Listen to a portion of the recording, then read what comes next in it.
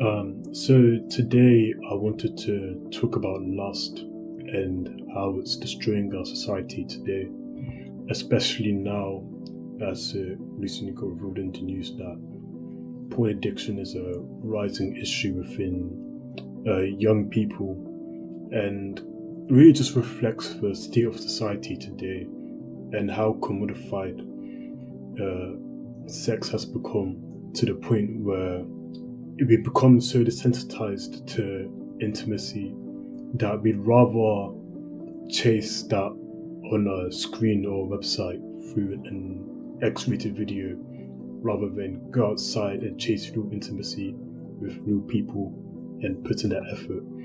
And the thing about lust is that it destroys us in many ways and in more ways than we think. And it's ruining people's confidence and it's misconstruing their views of women as objects and dehumanizing them basically. And I think oftentimes we forget that women are people too, and we need to stop putting them on a pedestal or acting like they're gods in a sense. No, I'm not saying this like, oh, we shouldn't respect or praise the women in our lives, because of course, yes, they're amazing. But with adult content, it pushes these harmful ideologies and objectifies them to merely just objects for sex. And I admit that I'm not perfect, and it's taken me a while to actually come out and say, because shame is a big reason as well why a lot of people can't break out of this cycle and keep coming back to this harmful material. And I was exposed to porn from a very young age, and up till recently, or around a year ago, I made the conscious decision to cut these things out of my life after I realized how much it was destroying me and how much it could possibly further destroy my future. And I didn't want to talk about it then because of the shame attached to it. I felt guilty for the things I was doing, and I felt even more guilty when I tried to break out of it first and I began relapsing. And I feel like the one thing that we should do is admit that there is an issue, not just with us, but also in the world, and that we have the ability to change. And it's not an easy journey, of course, because there's a study that's showing that lust addiction affects our brains in the same way that being addicted to cocaine or heroin does, which also goes to show how difficult it can be to overcome. And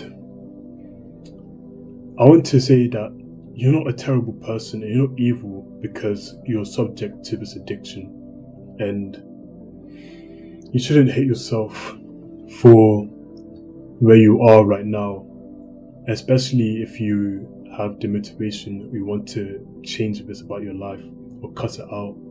But you do have to work on it, and I feel like the best way to do that is changing your lifestyle. And what's been helping me is a year ago I started getting into the gym, getting a bit more active. And I'm not saying that just to be like, oh, once you get stronger, always gets a swole. There's a like certain energy about you and it just magically go away. But I feel like it's more of the social aspect of being outside, being around other people, just being active as well. And it's a good way to release energy that can get pent up. Instead of like giving it away to a masturbation or porn, you could put it to things that are more positive and that can pay you back in your future, such as being active, such as engaging with the people in your life socially. And I feel like spending as much time as you can outside as well helps, because it helps to keep your mind off it, to keep focused, to keep busy. And the main reason I chose to talk about this topic is that I really want to emphasize the weight of the issue and to encourage anyone that's struggling as well that there's a chance to change and you must take it. And just because you stumble once doesn't mean that you should give up, because at the end of the day it's a journey. It's not going to be a linear road. It's going to be ups and downs. There's going to be failures. There's going to be successes.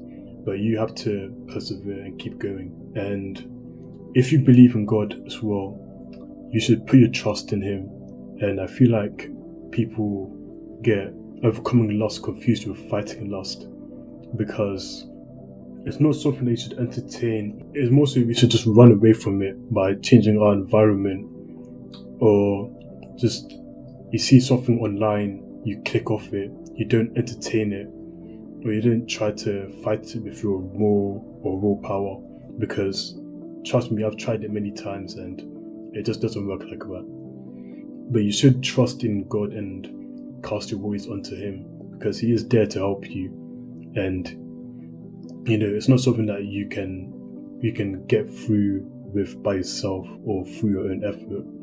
And another thing, if you can, reach out to someone you trust, of course, someone that you can open up to, that can empathize with you and help you to get through this issue, because it is a real issue in the society nowadays that people are taken advantage of, and these corporations, these businesses are just taking advantage of the human need for sex, because it is a natural need at the end of the day.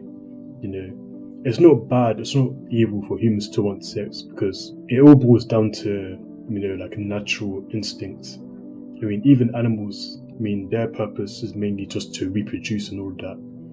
But you shouldn't confuse that with the state that society's in right now, where they've commodified it, and you can now see in all of these adverts all across social media in places where it shouldn't be visible. And yeah, social media is a big factor in this, especially apps like Twitter, Instagram, TikTok. I had to delete Twitter around a year ago as well, because it's very unprotected. You can see things there that can scar you or traumatize you, and I had to just be like, enough is enough. I had to cut it out. But one thing I do want to say is that I'm not going to stop until I'm completely free of this vice, and you shouldn't as well. You should keep going, because there's a way out of this, and when you do, your life will be so much better. It's not part of who you want to be in 10, 20 years time. Most people think about their best version of themselves, and obviously that's not something that you want to associate with the best version of yourselves.